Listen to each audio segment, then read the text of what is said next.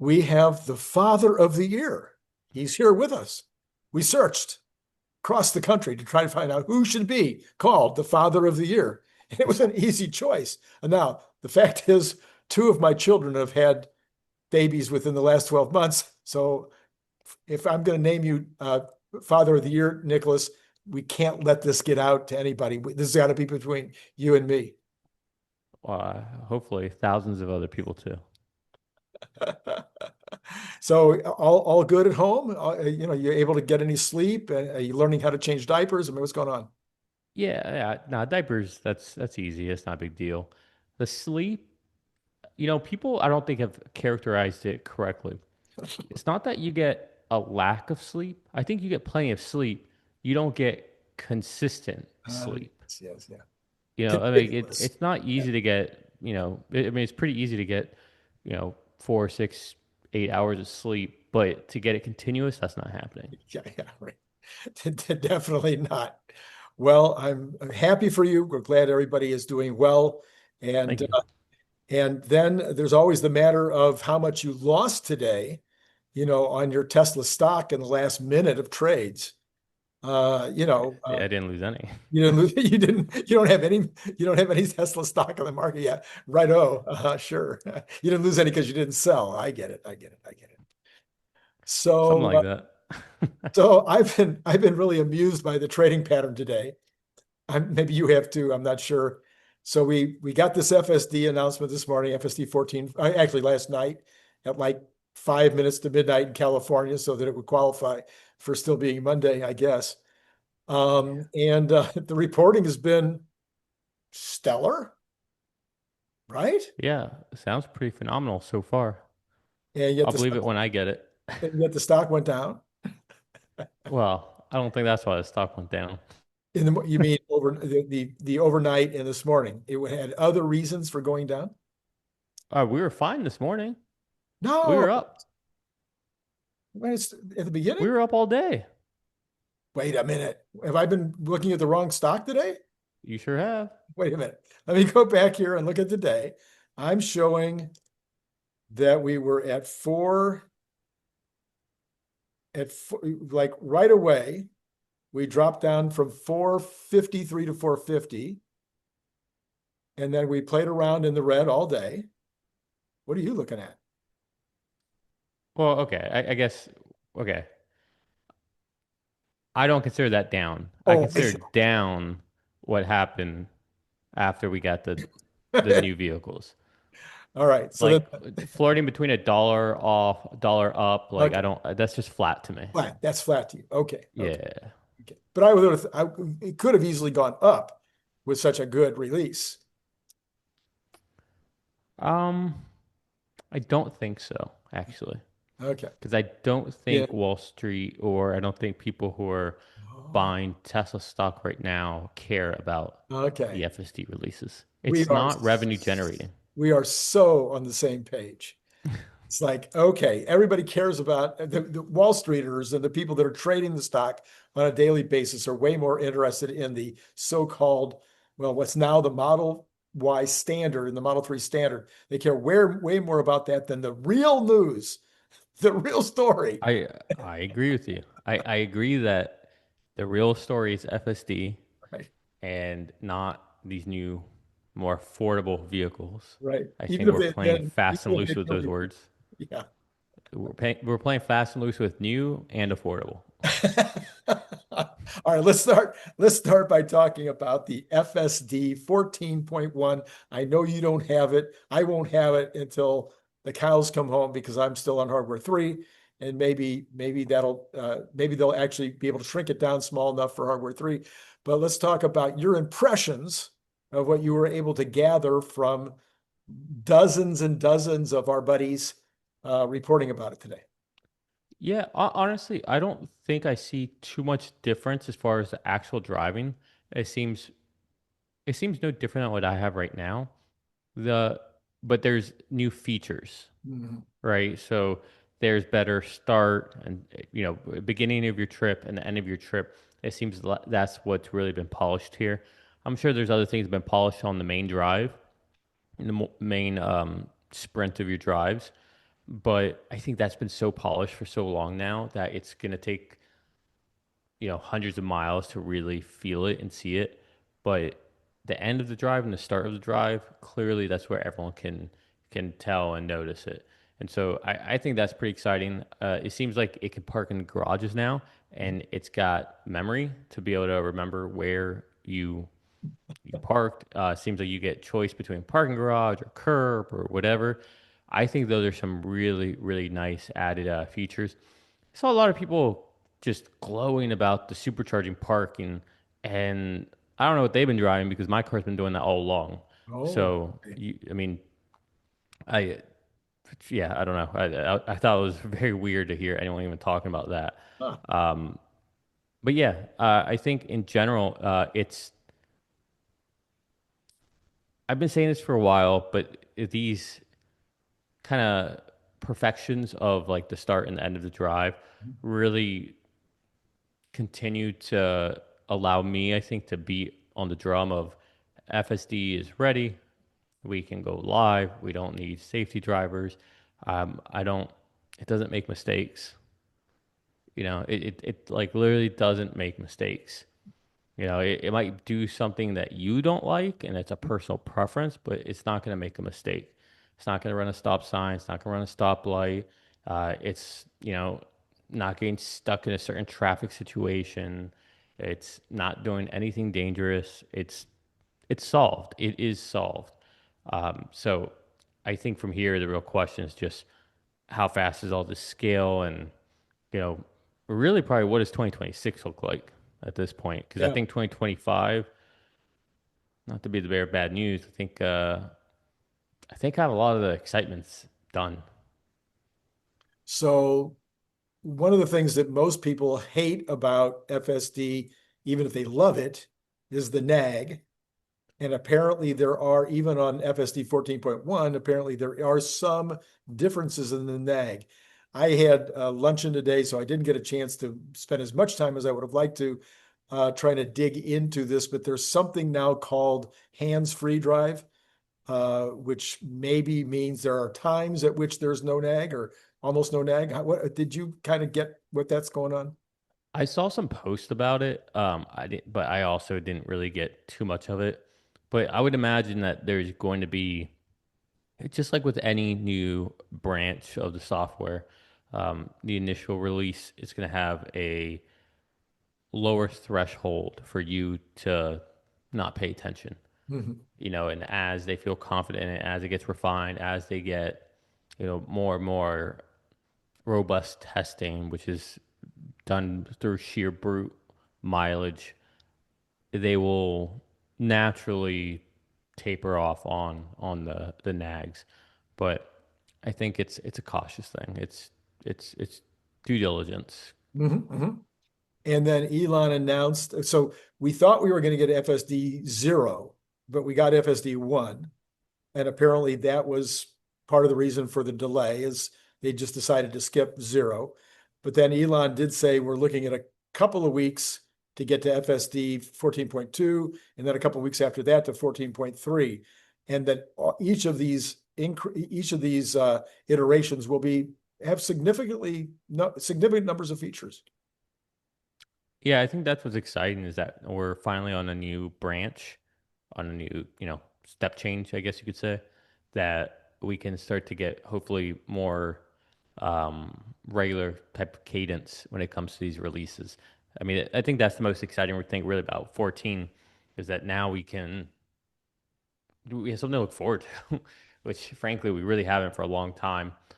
Really, the majority of this year we haven't had much to look forward to with FSD.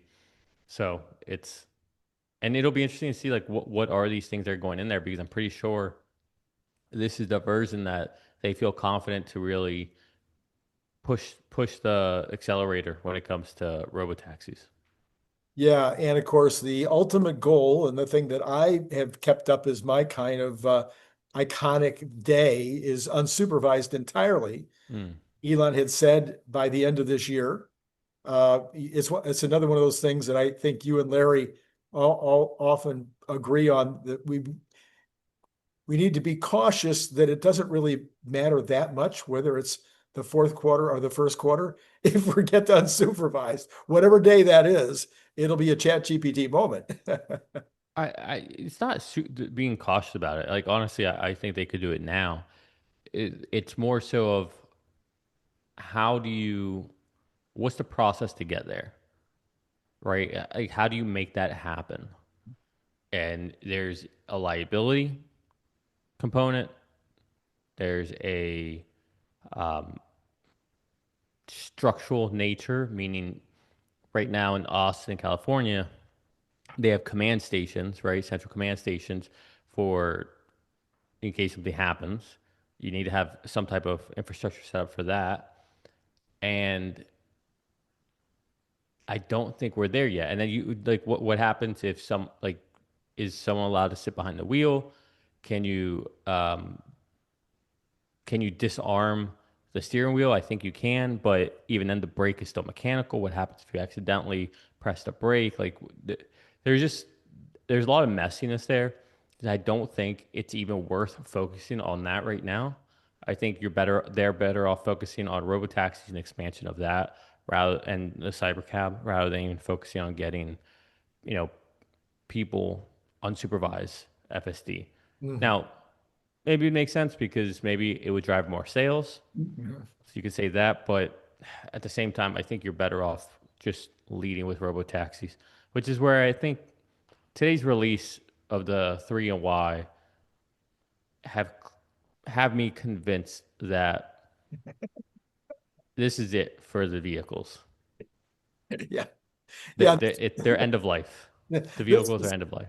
this had to be, this had to be you. I promised you this. You're begging for it. I'm going to give it to you. Is that your analysis? That plus they probably didn't want any legal issues.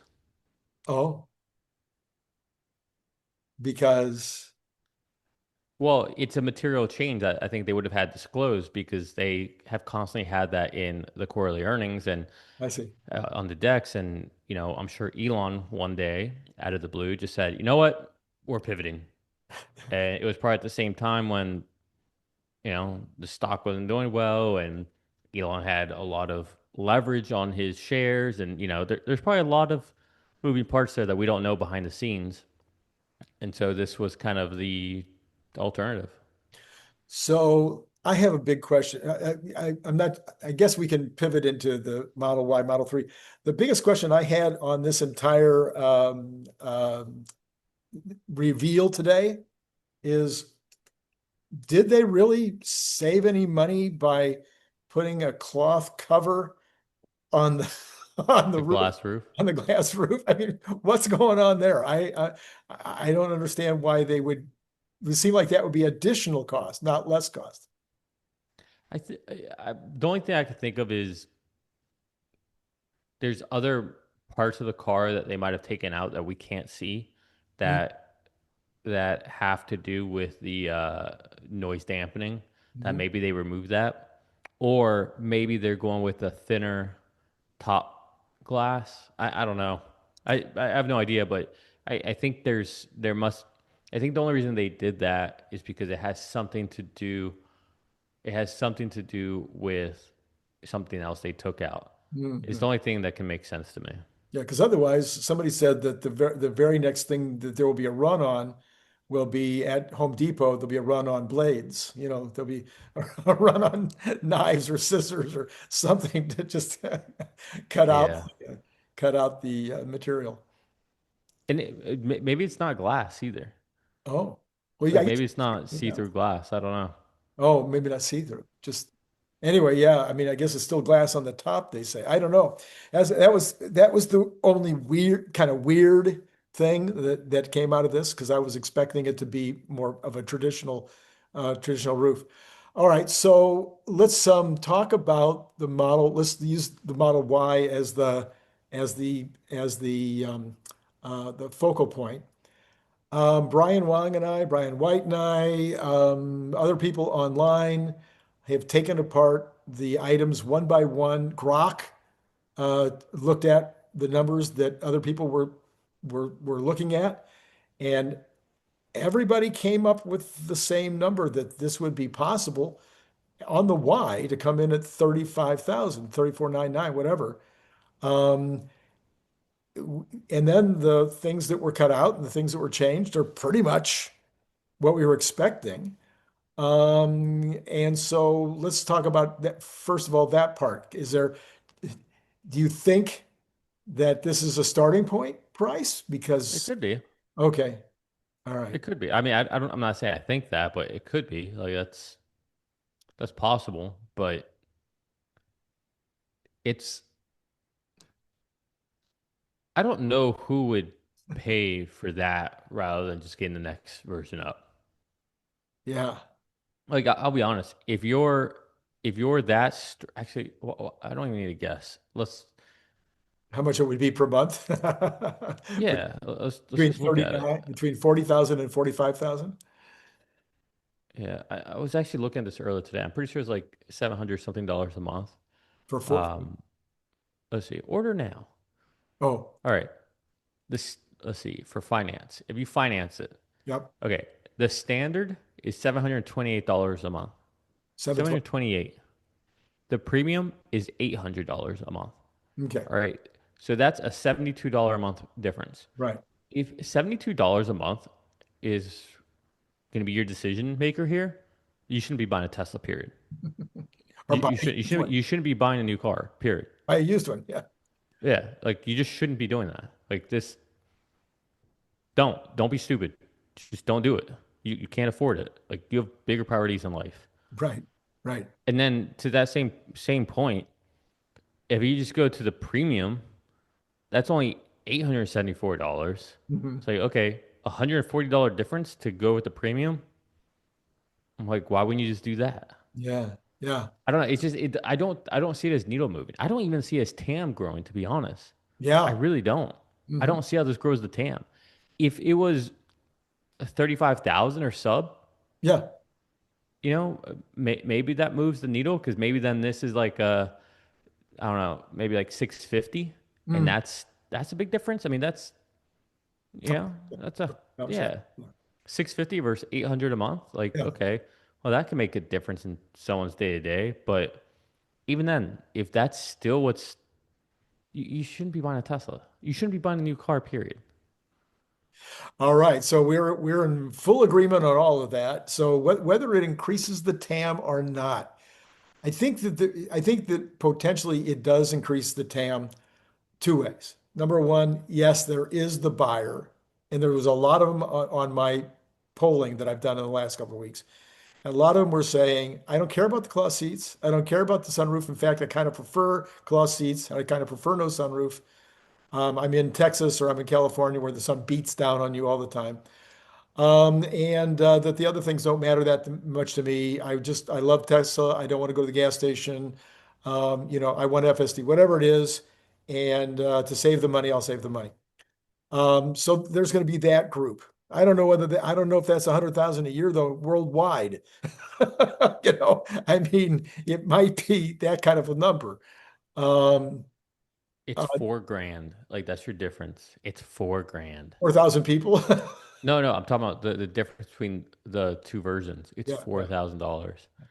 $4,000. Like I'm not trying to make it sound like $4,000 is nothing, nothing. Yeah. but it's nothing. Like it just is. Like $4,000 is a really nice meal, you know?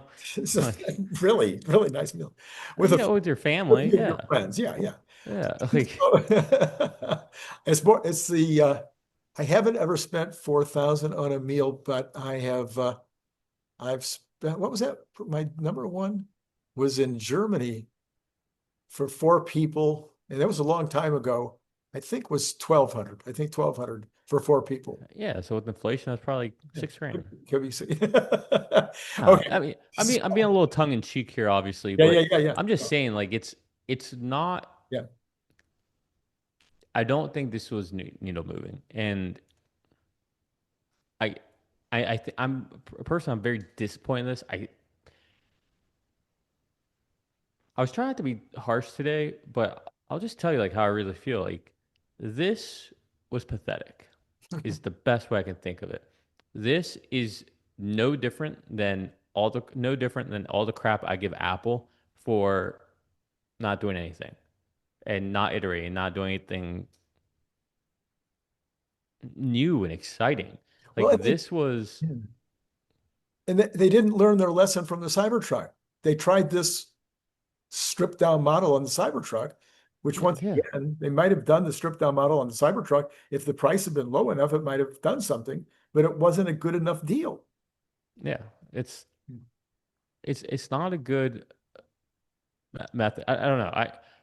I think that sales in Q4 are going to hurt bad. Okay. So I have a difference of opinion with you on that, but I could be 100% wrong.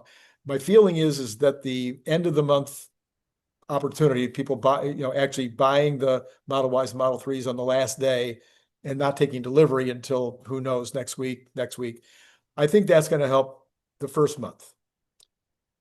And remember, we're only talking about the United States that has the $7,500 going away. So I think Europe will be up. I think China will be up because of the Model YL. I think that the US will see what they do in terms of deals starting in November and December. In fact, I was just talking to somebody, my neighbor, who just bought a Model Y and traded in a Mercedes for it to beat the $7,500. Now that they've had it for 2 weeks, they're definitely getting rid of the other Mercedes and getting another Tesla. And we were talking, I said to him, I said, you might want to wait till December, that there could be there could be some very big deals Yeah. in December. And so that's where I see that October, November probably is okay. And then sometime in November, late November into December, there's probably going to be some giveaways. There's going to be some super deals in order to get the number up. So overall, I'm still thinking I wasn't counting on this Model Q to be the savior. I think the FSD 14 series will generate more sales. I think the Model YL in China is definitely going to be a big deal. In fact, why don't we switch to that for a second? Brian Wang is the only person pointing out this whole thing about the video from the other day about how big a deal the Model YL might really be long term. Did you see his video or did you see his commentary? I do not. They can make 1,000 of those cars a day in Shanghai. They're making one every 2.5 hours compared to a normal Model Y, 10 hours. Mm. So this is a huge deal. And obviously, if they can do it for the Model YL, they should be able to back into doing it for regular Model Ys and Model 3s, et cetera, whether in Shanghai or around the world. So this should be a big deal in terms of the cost per. Oh, and it's 95% roboticized. So you're talking about by far the most roboticized car factory in the world, not even close. Where's all this information coming from? There was a video that came out over the weekend. So we had 3 videos over the weekend. We had the Optimus video. We had what was the second one? I forget. Anyway, there was a second one. And then the third one was they showed a fly-through in Shanghai factory, and they gave you the data on the fly-through in terms of the capabilities on the Model YL. Okay. I must have missed that video. Yeah, I think a lot of people missed it or they weren't and just not paying attention because Brian is the only one that I know of that caught it. So this could be massive if they start making, 7,000 of these a week. They haven't even offered it yet on any of the other markets that Shanghai serves. And they're already apparently sold out or something in Shanghai. So what do you think about that? Um, I think it's very optimistic. I look, I don't think there's any way we're gonna see a Q4 that has more deliveries than Q3. No, I was saying about the same. I think less. Okay. I think it's gonna be less. Like how many less? 20,000. Okay. We'll more than make up for that in energy shipments. But the market won't care about that. I see. So that's the problem. Um, And that's why this was, I think, a disappointment. It again, it just depends on what you're looking at. Mhm. If you, you're gonna have a lot of people that sit there and keep saying it's, but if you ask me, the stock's gonna come down. The stock, I wouldn't be surprised if we see 14, 400, 380. I wouldn't be surprised. Because Would of not shock me at all. Yeah, because because of this. Yeah. But there's no more exciting news anymore. We got the FSD. We know what Elon's comp package is going to be. We got the new affordable vehicles. We know the delivery numbers. All right. And now it's kind of on the other side of the hill. Now we have no EV tax credit. Margins are going to be harder. We're probably not going to have as many sales. And yeah, I think that there's a lot of risk in here now. Um, but so what I'm getting at is there's a lot of different people and how they choose to allocate their resource, how they choose to be investors, right? What their appetite is.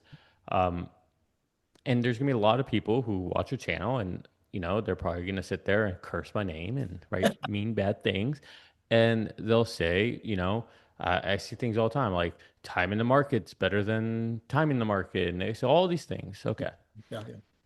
and you're right if you're looking at the S&P 500, sure, you're right over a long term, and you better hope you're in the right decades, and you better hope you're alive during the right time. But I would say right now, if we go back down to 380, you're going to see a lot of Tesla investors just start saying the same things we've heard over and over. You know, great buying opportunity, whatever. I'm glad I wasn't done buying, all these things. And it's like, all right, I'm going to call BS. You would have been happier to see it at 550 than having this buying opportunity. And so I'm just trying to be honest here rather than being another one of those people who sit there and say like, "Oh, well, it's a great opportunity. If you loved it at 440, you're gonna love it at 380. You're gonna love it at 350." I'm not saying it's gonna go to 350. I don't know what's gonna happen, but in order to continue to be constructive for shareholders, you need the stock to be going up and to the right, like you just do over time. Right. And I know people get caught up in this. Well, that's not how Tesla works. Tesla sits there and plateaus forever, and then boom, it has this big move. Right. Sure, maybe that's been true in the past. It doesn't mean that's true in the future. All right. Now, And okay, but let's look at your own analysis. Let's go okay, back and let's look at where you were 3 weeks ago before the child was born. Yeah. So now you're all conservative. No. So they say there's nothing that changes your life like the birth of a child. the the facts on the ground have changed, and Okay. we can't be Okay. myopic or go But ahead. what facts on the ground have changed? The only fact on the ground that changed is the Model 3 has been revealed and it's a like a nothing burger. But when the fact that the safety driver is going to come out someday hasn't changed. The fact that we're going to open more cities hasn't changed. The fact that we're going to put more cars on the road hasn't changed. The fact that we're going to start to see actual, recordable revenues, recordable miles, maybe miles without incident, et cetera, hasn't changed. The fact that we're going to get away from the nag slowly but surely or whatever, maybe we don't get to unsupervised, that hasn't changed. At some point, we will be unsupervised and people will be able to say, you know what, it's going to happen. None of that has changed. And we got Optimus, which looked really, really good in those videos over at that grand opening. That was a very good video, I thought. So that hasn't changed. The Optimus opportunity, the extra optionality that people put into the stock hasn't changed. You are correct. Don't disagree with that. Okay. But the hype, the excitement, the catalyst for this year have all changed. They're all done. They're all over. In my opinion, there's no more catalyst for this year Mhm. unless they all of a sudden go really hard with a lot of different cities, start actually pumping out more vehicles into those cities, and we start to see a meaningful ramp up of the robo-taxis. If that's not what happens, I don't think there's another catalyst for the rest of the year. Mhm. Do you see one? Yeah, well, so again, I've always said I've called them catalysts, but I've been saying that I looked for a slow ramp. until the safety driver comes out and they're significant cars. So I said 500 is my number. If the safety rider, I call it safety rider, Brian White now has a name. He calls him hitchhiker because they because they're only along for the ride and they use their thumb, so they're a hitchhiker. Anyway, so I've always said this will be a slow move as these small iterations happened, as you get closer and closer to a full-on story. I mean, when I say I've always said that, I've always said that after we saw that we had to have a safety rider and all the rest of the stuff instead of a full-on, But, program launching. but that doesn't answer my question. So I'm Do just you saying, so see? I look a slow, I still see the stock price going up and to the right the rest of the year. It doesn't mean we won't come down and up and down and up, but slow and to the right, up and But to the what's going to drive that? all these iterations on robotaxi. But what makes you think that we're going to keep seeing them because we haven't really seen any in a long time? I really believe we're going to see them because I think again, I'll use another one of the co-hosts. As Phil said, the engineers have had their mitts in it and they're going, hey, we need a little more data here. We need a little more data there. They're looking at this data and then they're going out and saying, okay, can we do this now? And there's going to be a point. Now, could that point not be until January? Of course, they could be playing around with this thing for 5 more months. My sense is that It could that be another year. could be another year, but It could be another 2 years. my sense is you don't go out and start hiring people to do safety rider jobs in these other cities unless you're planning to start actually putting cars on the road fairly soon. You don't start hiring people to take the job of what do they call it? The urgent response team in Austin if you're not planning to need an urgent response team pretty soon. Well, just because you would hire those people or just because you would want to have an urgent response team, that doesn't equal we are going to quickly thereafter have robotaxis in those cities or remove the driver. It's a step that might be necessary, but it doesn't equal this is going to happen quickly. Yeah, It could still be another year. and listen, if you're right, I mean, not right, if Well, you, that's not a prediction. I'm just saying, yes, like yes, I agree, I agree, I the agree. measurable things that we knew were going to happen for this year have happened, Mhm.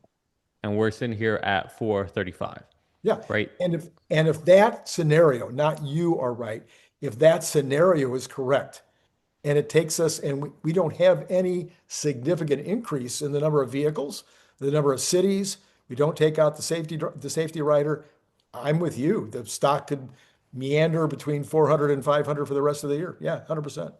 Well, I think so. Here's my thing. I think it could go down Well, because but you said 380.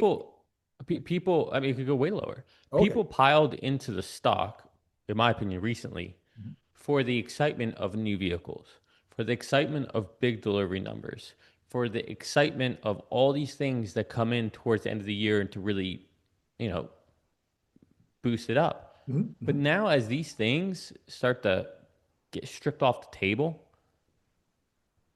unless there's some other catalyst between now and the end of the year, all that easy money that came in, or you call it the trader money, it could just as easily get siphoned out. Like we don't know when we're sitting here at 435, we don't know how much of that is buy and hold retail, buy and hold institution Right, versus traders in here looking to have a quick you know return on their trade. We don't know. right. So my point is that that money could easily get sucked out. Okay. And so if we started going to other cities and all that, all of a sudden, let's say we're back down to 380. Okay, well now we have to start from scratch. I again, I know people are going to think like, oh, you're looking short term, or whatever. I'm not looking short term. I try to be strategic. So I try to understand what is going to happen with the market, so that then I can be capital efficient and I can do things around my portfolio to make money while you all sit. I don't like to sit there and just sit with my stock and sit there for 5 years, have it do nothing. I I want to don't, make money on it at the same time. So I totally get go it. ahead. I was you in 2021, except I was even more aggressive because trading 2 or 3 times a day. Okay, so let's let's look at one more thing that we've left out of this story, which is profit. So right now, depending on who you believe, the street thinks it's either going to be 39 cents, 49 cents, or 59 cents. Those are the kind of if depending on you look at tip ranks, it's one thing. If you look at other guides, they're at these three numbers. I don't think the number can possibly be under 79. I'm sorry, 75. It's possible, maybe it's only 65, but I think it's going to be more like 75 because of energy and because of good margins. Then the fourth quarter, I don't think the margins are going to drop that much because, again, we're only talking about the US that's going to be impacted by this problem of no $7,500 deal. So I don't think the margins will come down a little, but they're not going to come down dramatically. And you've got another probably 5 gigawatts of energy in the fourth quarter. So if we get 5 gigawatts more in the fourth quarter and we only come down 20,000 units and the margins only drop a little in the United States, I think we beat that. I think we have an 80 cent or an 85 cent. So, okay, I don't know what the numbers are going to be. I've long stopped trying to figure it out. With Tesla, it just doesn't matter anymore. But For you and because I, Tesla, we're talking about the street. I, Yeah. even then, People it's a you're smaller talking. stock. Nobody's buying Tesla right now for their earnings. So no institution, no one's buying them for their earnings. Not the current earnings. For their future earnings, sure, maybe, but not current earnings. And even then, the future earnings, you're not going to see a lot of institutions looking at that. You got more people like Gary Black and Mhm, mhm. Ross Gerber and them who are just stuck in 1992 or something. Um, but with that said, there is some merit where you're not going to find a catalyst in the earnings. Okay, so between now and we got 2 weeks to go, 2 weeks in a day, and you're going to have the Dan Ives or anyway, all the regular players. They're going to come out and they're going to say, well, this 59 cent or 49 cent number is way too low. The actual earnings are going to be 75 or 70 or whatever. Typically, that causes it'll get a bump for that day. If if earnings were tomorrow, I would tell you that we're going to sell off after earnings. I'm I'll talking let about you. I'm talking about between now and then. Yeah, If the analysts come out and they're raising their EPSs. but that's the problem is that's so short lived. That's not real. That's not substantive. Okay, okay. I want substance. I want substance behind what is the foundation of where the stock price is, what the company is being valued at. And I fear today was a step back for not for people like you and me, because we are in this company for different reasons. Right. But the reality that I feel like so many are refusing to just, I don't know, understand is that the majority of investors in Tesla, or maybe not majority, at least half, they think Optimus, robo-taxis, all that are pretty far off and they're in it for the vehicle business. Mhm, mhm. It's crazy to me that there's still people who that's what they care about, but it's the reality. And I don't know. Right now, I'm not bullish on the stock. Right now, I feel I like can and tell. it's not just the stock, it's the whole market. I feel like the whole market Hmm. um, is way overbought. Everything is ridiculous. So buyer beware is all I would say. Buyer beware. Okay. Well, listen, It's you look at any metric, look at the S&P right. PE, look at the Buffett indicator, look at any technical analysis. If you're a RSI guy, MACD, whatever, look at your given indicator, your given metric. Everything is overbought, way too frothy. Debt's ridiculous. The government's shut down right now. I mean, it's this is just like a ticking time bomb just sitting here. You have Nvidia giving money to OpenAI to buy their chips. And OpenAI, once that happens, they give money to AMD. And you have like this weird circular, I want to say something bad and inappropriate, but you kind of get my idea where, one's going behind the other. It's like, well, I don't know what's going on here, but if this doesn't smell of a gross bubble, I don't know what does. Mhm. And it just, look, I didn't live through the dot-com era. I was in high school during the '08, '09 era or going into college. Right. But I have to feel like, believe that it smelt like this. Nah. Okay, so I lived through both of them. I was an adult in both of those situations. In fact, How did it smell? I think I was older than you in the 90s. So that's pretty funny. In the 90s, what it smelt like was Teen what, Spirit?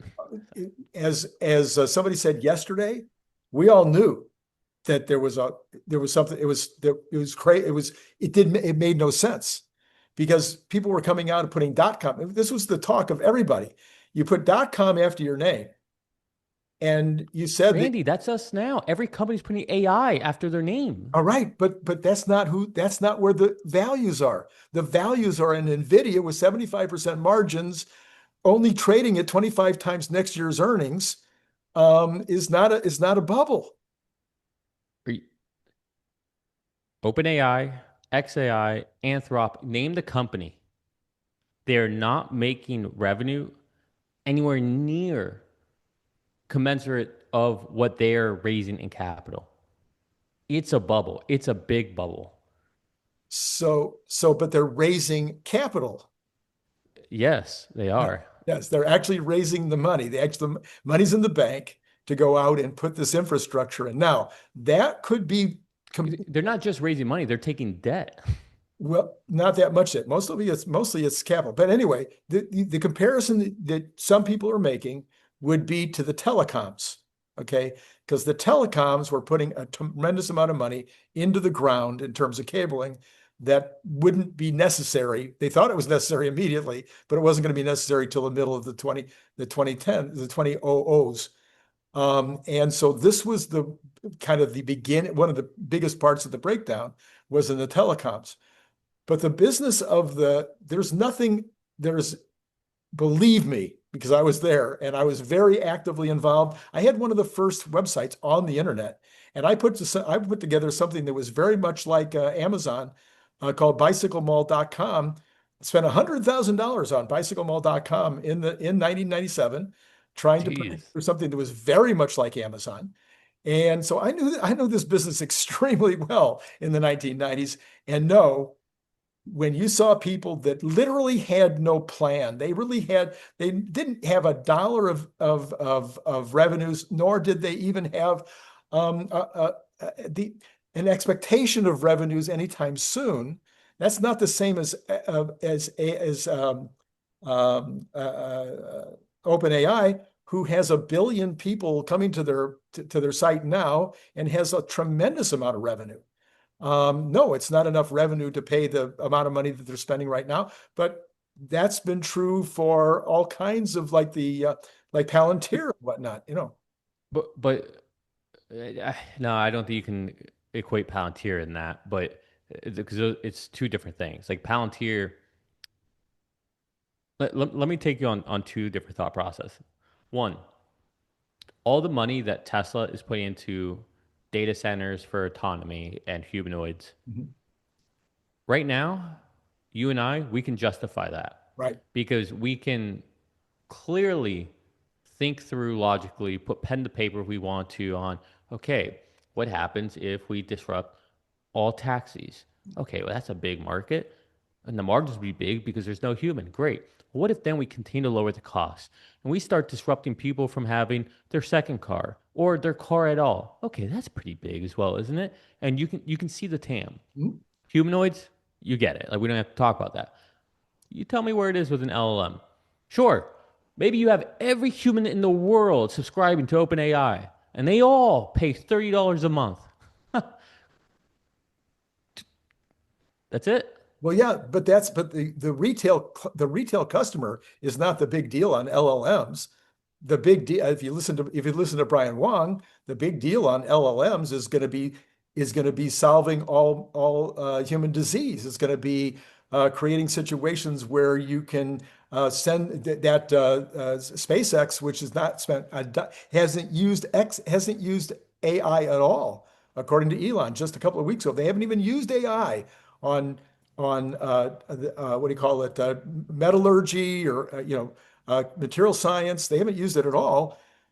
Because why? Because it's not quite there yet. But when it makes the turn, it's all of a sudden going to be massively useful and worth billions of dollars in savings on metallurgy, on biology, on drugs. Just go down the list. It's good. But it won't be OpenAI that's reaping in those benefits. Sure, it will be.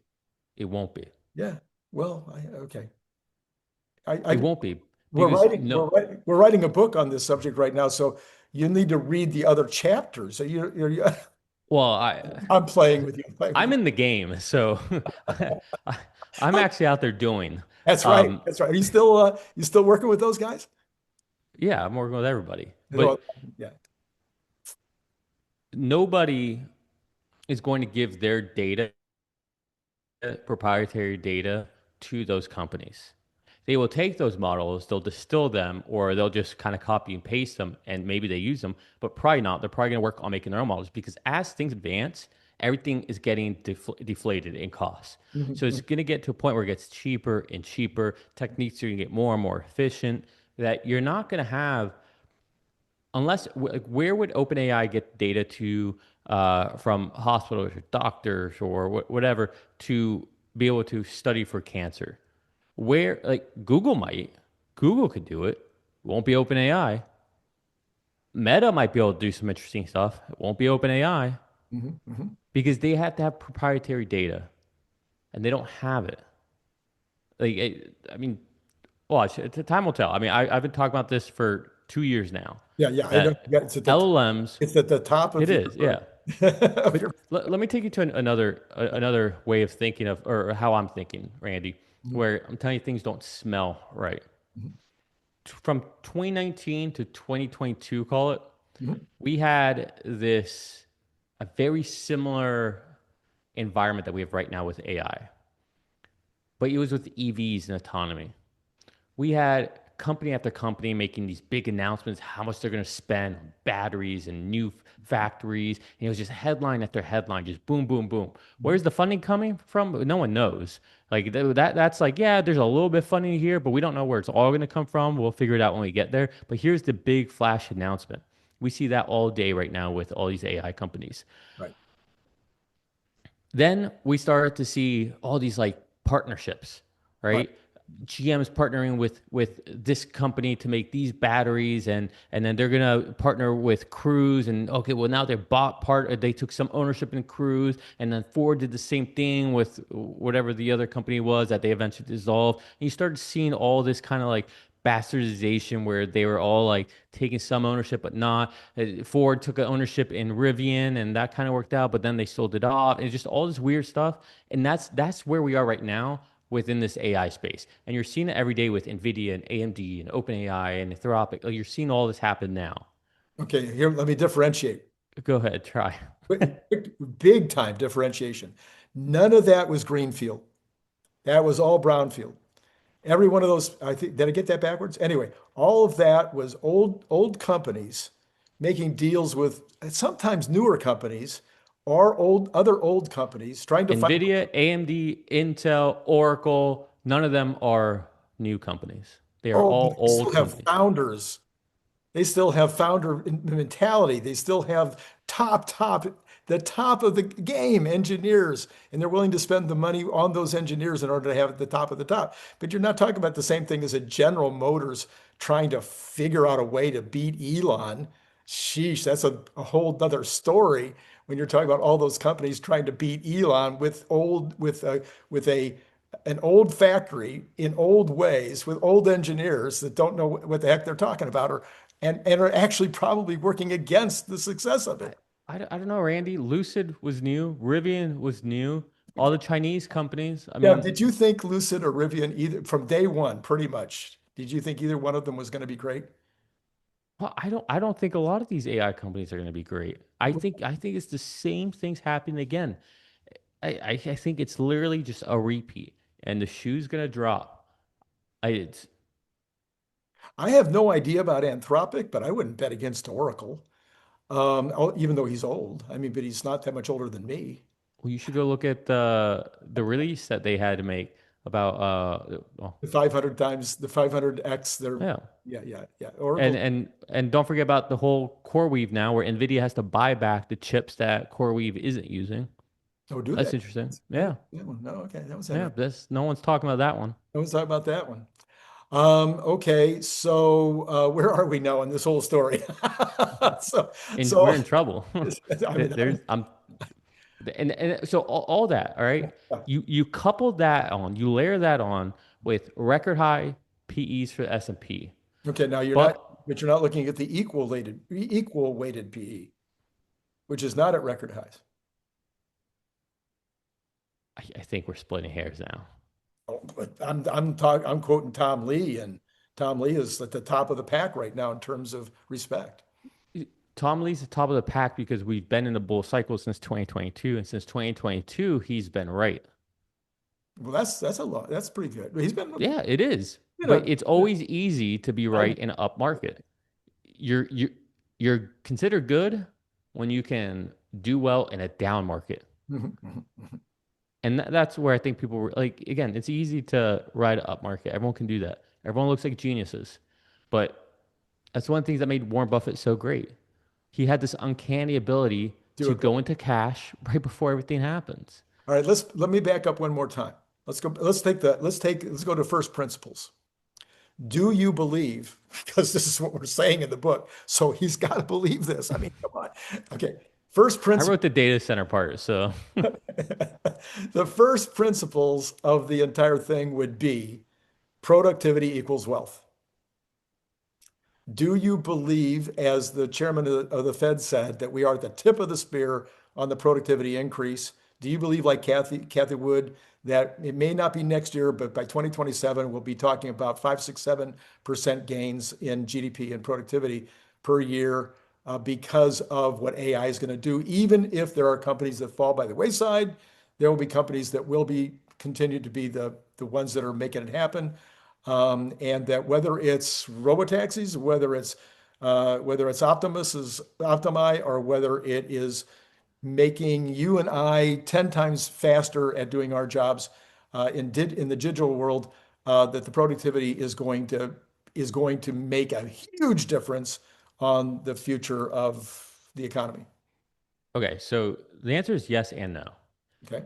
Because yes, in a vacuum. Yes, in a vacuum, I do think. I mean, I'm literally going back and forth with Farzad on X right now about I don't see anywhere right now that AI is replacing people. Mhm. What I do see is that people are becoming way more productive and efficient, leveraging AI tools, ergo, not necessitating More people. to hire more people. That those are two fundamentally different ideas. 100% on the same page. While I think productivity and everything you just said works in a vacuum, in the real world right now, I see a big issue with employment. I think the Fed's behind, and I think that's going to catch up to us. I think we have a debt issue right now, and I think there's a lot of other things that we're not seeing that I can't see right now that would disrupt that. So, for example, even if all that was yes about the productivity and the wealth and all that, and it's stimulative to GDP and all that, well, if the economy itself takes a hit because there's huge unemployment and so people aren't spending and we can't get things circulating, that erodes whatever happened. Now, in the long term, after whatever chaos might ensue, after things the ship gets right, after we take our medicine, sure, sure, it could, but I don't know when that's going to happen. All I know right now is that I see unemployment going up. I No, see, no, no, not yet. you mean not? Four Unemployment's point been going four up 4.3, nonstop. 4.3, Yeah, where was it a year ago? Not 4.3. 4.0, 4.1, 4.2. So is that not up? That's going up. It's 1 month. That's 1 month. It was 4.2 the previous month, and it was 4.2 the previous month, and it was 4.2 the previous month. It's been in 4.1 to 4.3 for, I don't know, 18 Randy, we just months. saw ADP have a negative number. We Doesn't just saw matter. You we haven't just been watching my show. we just saw the biggest Are you kidding me? reduction and Where are you? revision in job. Why do you need all these new employees? You're sending 2 million people already back to other countries that they came from. You've got the peak in an 18-year-olds this year, and from now on, it's 100,000 a year less 18-year-olds coming into the marketplace. And you've got government employees being Don't we no. have the highest unemployment of a new generation in the workforce of all time? So what now? Don't we have the highest generation or new generation coming into the workforce? We have one of the highest levels of unemployment for them It where they is can't find it jobs. is for 1 summer. That's it, for 1 summer, for 3 months. For But 3 months, we But if have people that everything are is always, coming it's out. just one summer. Well, Oh, it's only been a couple months. Oh, it's only going from 4 to 4.3. It's like, all no, right, well, 4.2 to 4.3. but we're at 4.3. We were at 4.0 last year. But that's still We were at considered 3.9 last that's year. still considered full employment. That's still The point, considered full employment. it, I'm telling you what's happening with these kids coming out of school is they're not trained for the right jobs. Because you ask the same employers that aren't hiring right now, what's your biggest problem? I still can't find the people that I need to do these jobs because these kids are coming out with degrees in basket weaving and they need jobs in how to run AI. What that does remind me of the 60s, 70s. I can remember in the 70s or early 80s well, when let's hope I it's not couldn't the find. 70s. In the 80s, I can remember I couldn't find people that had Excel experience. I couldn't find people that had Word experience. And that's what everybody wanted at that point. And so you were like getting all these resumes, and here's one resume finally that somebody has Excel. But that's what you had to have in the 80s to get a job. Right now, you have to have AI experience, and these kids don't. Even the Fed is saying that they're cutting rates because they're scared of Yes, I agree. unemployment. I agree. And so they're cutting rates. So what's that going to do? Well, why would they cut it if there's no issue with full employment? I think that they're cutting for a lot of reasons, but I agree with they should. You and I have been talking about for. But that's the reason they say they're cutting. So The risk is towards unemployment, where not inflation. where is the real unemployment problem? I think it's everywhere. Manufacturing, housing, housing construction, and with all the issues around housing, the things we've been talking about, you and I, we've agreed on this for a long time. You've got these areas of the economy that are underperforming because the short-term interest rates were too high. Once the short-term interest rates come down, as Cathie Wood just said last Friday night, as these short-term interest rates come down, this is going to help the housing sector. It's not going to help mortgages won't. They may come down also, but what you need right now is the builders to be able to borrow cheaper, and that's short-term interest rates. You need the manufacturers to be able to borrow cheaper because they can get these great BBB, the big beautiful bill. They can get these great tax benefits now if they start building things and putting in equipment, so they can get their tax rates down. You've got all this money coming in from these different corporations that are building these factories, these pharmaceutical factories and these AI factories. You got all kinds of need for employees for these. I don't think that this is going to be a long-term problem. I think this is going to be it's going to be a one summer problem. So yes, I think it was mismatch for right now in terms of what was needed in the economy. All right. Give me 5 minutes just to tell you Sure, what I see. sure. I see everything I've talked about with AI and how it feels like a bubble, it looks like a bubble, it smells like a bubble. People are spending crazy amounts of money. We're borrowing. We're doing this weird thing. We're giving money to companies that are giving it right back to us to buy our stuff. We're raising crazy amounts of debt. We're not seeing any profits or revenue. Weird stuff happen. And every company is an AI company. Everyone's putting an AI moniker on everything, Right. akin to the dot-com bubble. So you got that going on. All right. And mind you, that's kind of the reason the market has been propped up is because of AI. Then I see, in my opinion, unemployment's going up. Mhm. And my opinion is because I've seen it go from a three handle to a four handle for the last year. The Fed has decided that it's time to cut because they think there's more risk towards unemployment. So I see that going on. All right. Then I also see there's a huge issue with affordability. While inflation has slowed down, affordability has not gotten better. It's maybe gotten worse in many ways because people start to stack the longer you are in an unaffordability place or air time, the the harder things get because now your debt starts to build and you just can't do as much. If you had interest on something like that starts to compound, right? Things get out of hand. And we've gone from a society that's shifted. Randy, when you were a young buck, we lived in an era where men could go to work, women could stay at home. Then we transition. Okay, well, My parents. maybe your parents. All right. Oh, you're not that old? Nah. We went from that era to women joined the workforce en masse and they crushed it. They crushed it. And it was amazing because now you had double income households. It was a luxury. All this extra money coming in, people could do all kinds of great things, right? But then society got wise to that. And all of a sudden, we transitioned to a world where, well, now you just need two income households just to survive. Just to survive. It's not a luxury anymore. Then we've transitioned into this new world where people all had side hustles. They had YouTube channels. They sold things on Amazon, whatever. These little odd jobs here, these little side hustles to, again, have that luxury to have a few extra bucks, to go buy that thing, to go on that extra dinner, to pay down that bill, to help pay their student loans. Now we live in a society where you have to have two income household just to survive, but you also have to have that side hustle. And that's what I'm seeing. I intentionally look for a lot of these YouTube channels that cover these people who are like distressed, and it's literally what they're doing is just taking people who are on TikTok and saying like, how would people afford this? Like I have to do all these other jobs. One of my favorite people that I know from this little burger shop that I go to, Best Burgers in St. Pete. If you guys ever want to know, just DM me. I'll tell you the best burger shop. But a guy who works there, I've known him for years. For years. I just found out this year that is not his full-time job. I thought he was just a full-time manager there. Turns out he's not. That's what he does at night. During the daytime, he's an adjuster. Like he puts on a suit and tie, goes around, he's an adjuster, but he can't afford to live just doing that. And he has a wife that works too. So I see all this that's happening. And to me, it's just like, it's not one thing, it's the compiling effect. And I think something's going to break.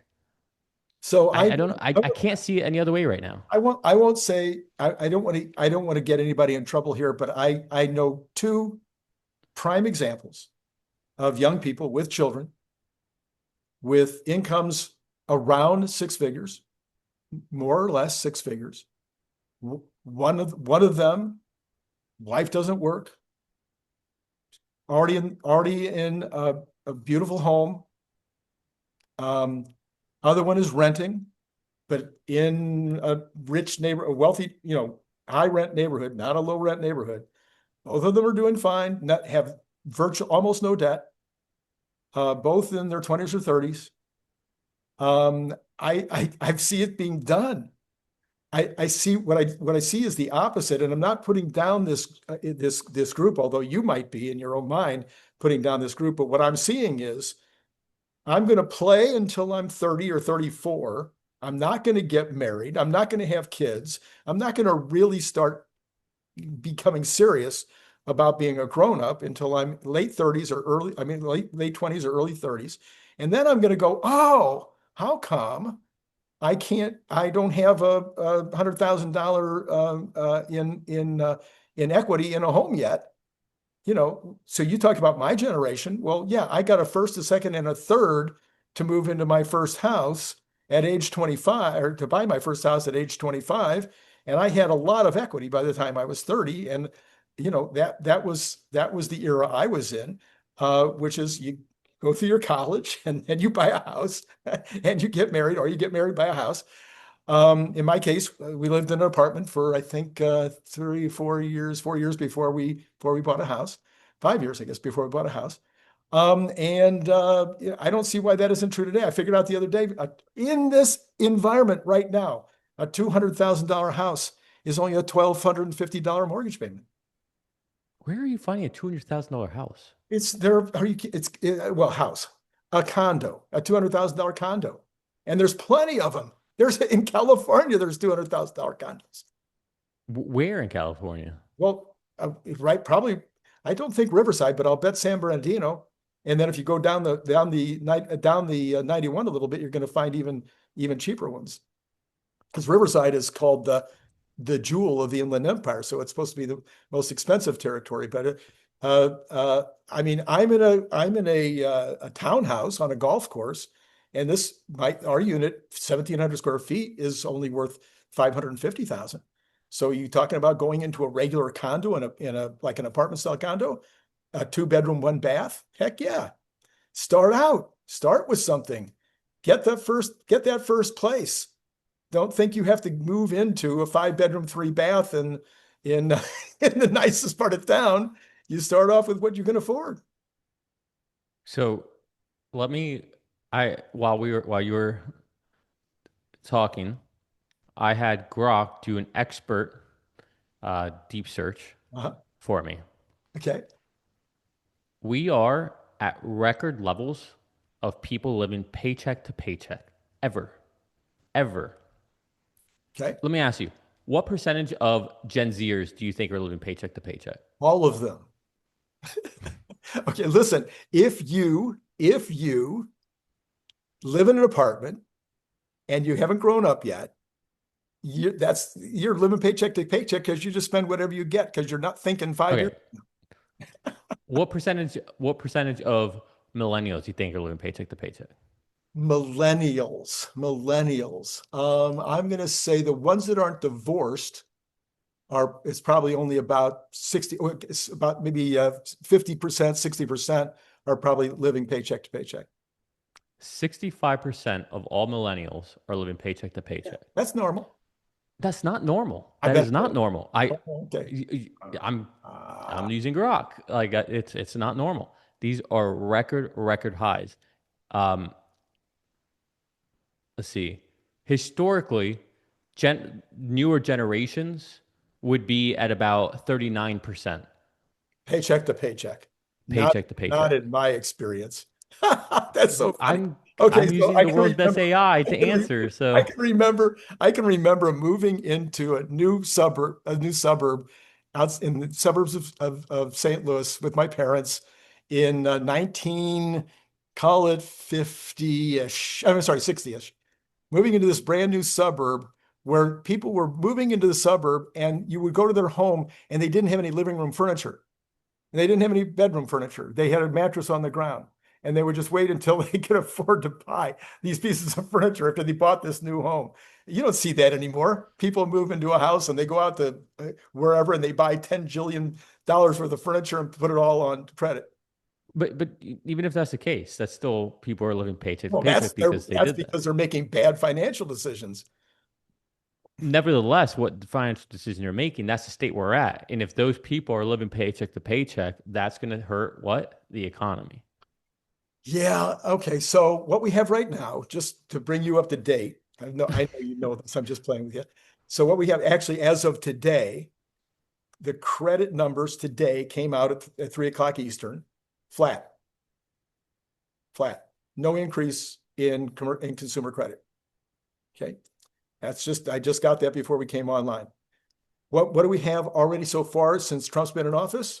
We have real earnings going up month after month after month. 5% increases in earnings with a 2.5% inflation rate, real earnings going up month after month after month. Today is the first time I saw stats that were saying that people are finally beginning to feel it. They're starting to see in some of the surveys, people are finally starting to feel like they're kind of catching up. You do that for another year, people are going to be in okay shape. Remember, went through this whipsaw. People had all this money. The saving rate was 34% just 3 years ago because the government was shoveling this money at people and they got used to spending like that. And then we had the trough and people were like, oh no, now what do? I have these spending habits.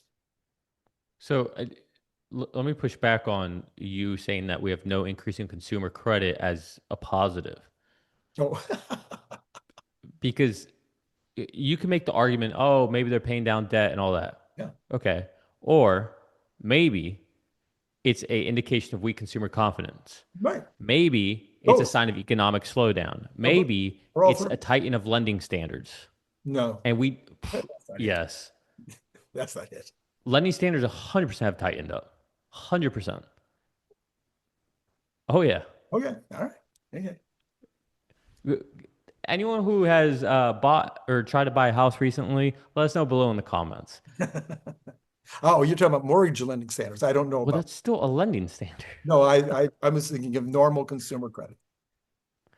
But I don't know. I guess time will tell. We'll see. Yeah, I think I'm very extremely optimistic.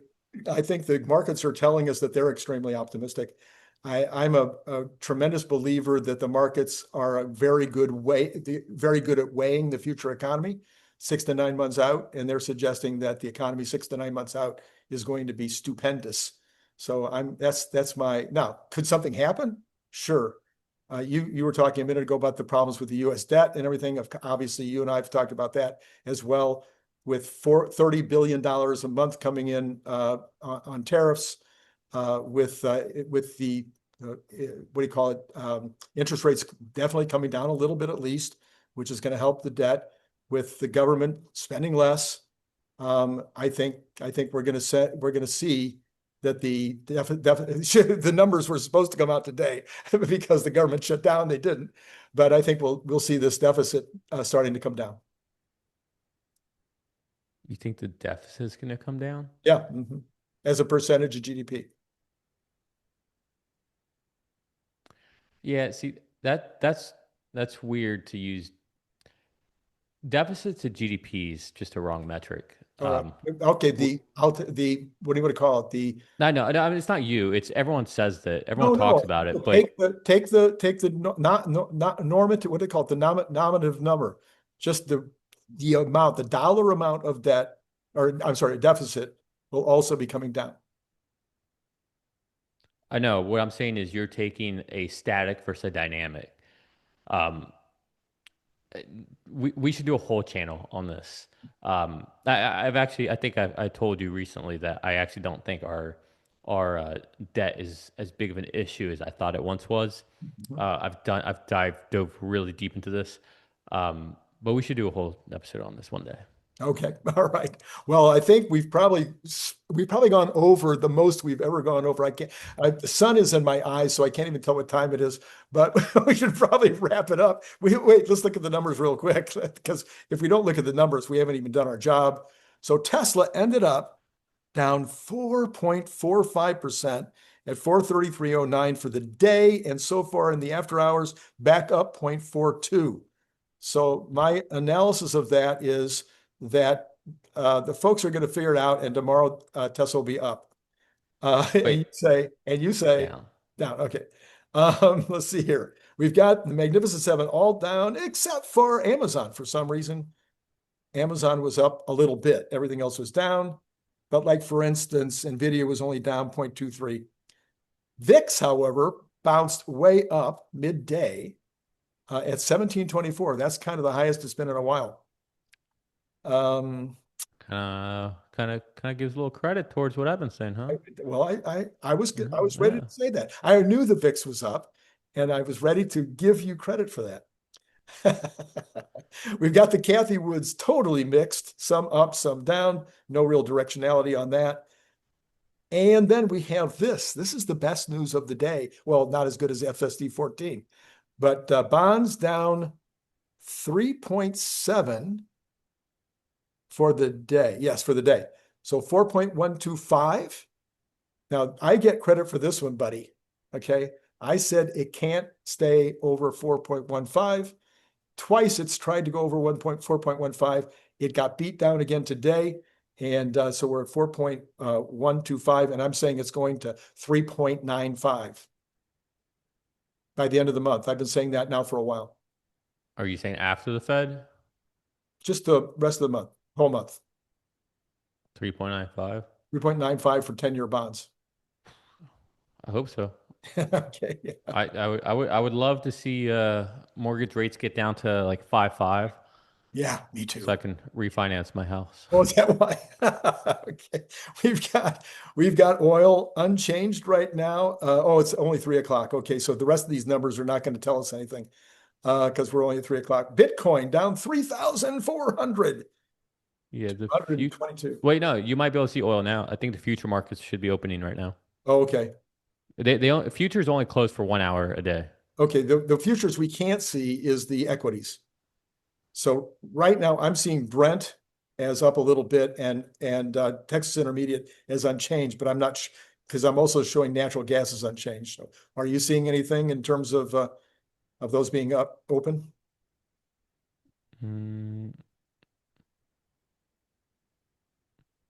no, maybe they're close 6 to 7. Is that what it is? Six, I I think thought it's it was. I thought it was 5 to 6. I know the equities don't start showing on CNBC until 10 minutes past the hour.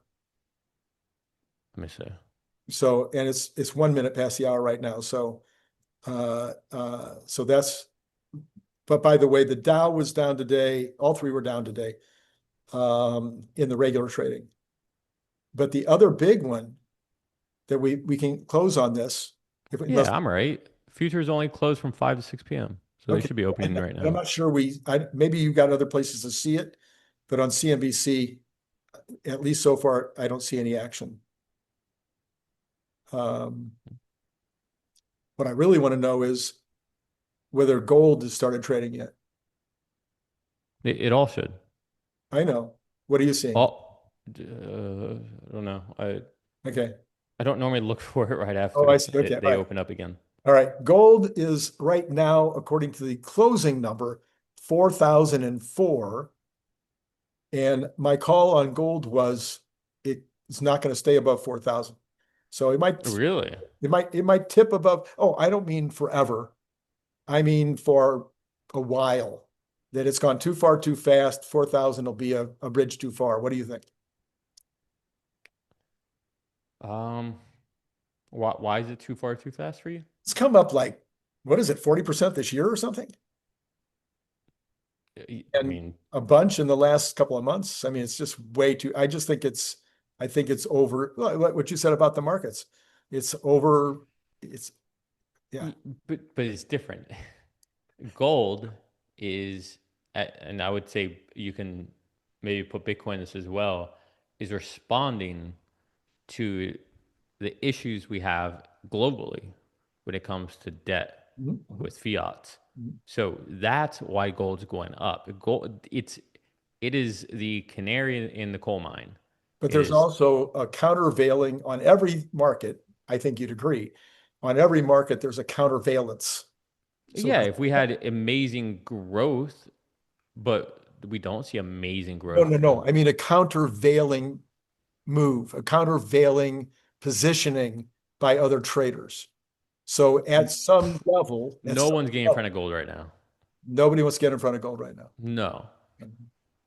All right. I mean, All right. I'm saying in my 4,000. opinion, I'm I saying don't think anyone's trying to get in front of it. I'm saying 4,000 is the top. You're saying it will continue to go up this year?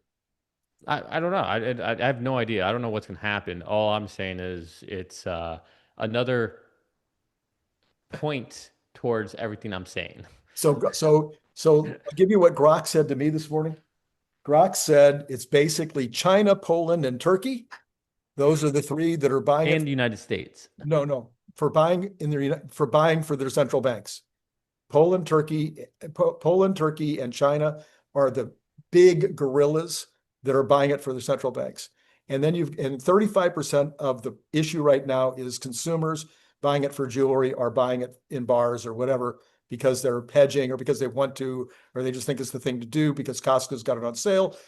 And so when I say a countervailing force, there will be a point at which Randy Kirk says, well, it was fun to buy that gold bar at 2,000, but it's not nearly as much fun to go buy that gold bar at 4,000. There will be a time at which Turkey will say, that's enough gold. We don't need more gold in our central bank at this point. So those are the countervailing forces. Different levels create different mindsets that create the markets to finally hit their peak and start to sell off. So I see this as being a psychological level of 4,000 that'll be hard to penetrate. Yeah, I don't know. We'll find out. I think we're gonna know the answers to all of these in the next few months. in the next few months. And mind you, my position's a really hard one to take. Like I have the hardest position to take because we're in the most bullish quarter you have in the year. Yes, that's right. Yes. So just remember this. In the most bullish month, in the most bullish part of the month. Yeah. So just remember this Yes. when Next Tuesday. yeah. Any final thoughts? Any last? Um You like my shirt? yeah, I always do. You know that. No, just final thoughts. I'll just say what I've been echoing. Be careful out there. You know, again, I might be 100% wrong, and I'd rather be wrong than right. But in the off chance that I'm right, don't do anything stupid. Don't start FOMOing. Don't start going in the margin. Don't. It's not financial advice. But it's good pragmatic advice. So, and then I will also add to that in my analysis of the overall market, let's call it the equity markets for now. As much as I think that there's room to run, as much as I think we'll hit 7,100 by the end of the year, that Are you doesn't mean hedging? that we won't have a Are 5% you sell. hedging? Are you hedging now? I have no hedge. You're Hedging my you're statement. you're hedging. Yes. Oh no, I've always said that we probably need a 2.5 or a 5% sell-off. Probably at 10%. No, I don't think we'll get a 10%. Definitely will in Tesla, I'll tell you that. We got 5% today. Got 5% already. Yeah. Well, 10% move on Tesla is kind of like, that's like table stakes. Yeah. Hey, All right. Nicholas, thrilled to have you back. Sorry Glad to to be back. sorry to take you away from your son, but I'm sure, he needs a break from you and, you need a break from him and Never. never, never. All right. And to all of you out there, it's been great talking to you.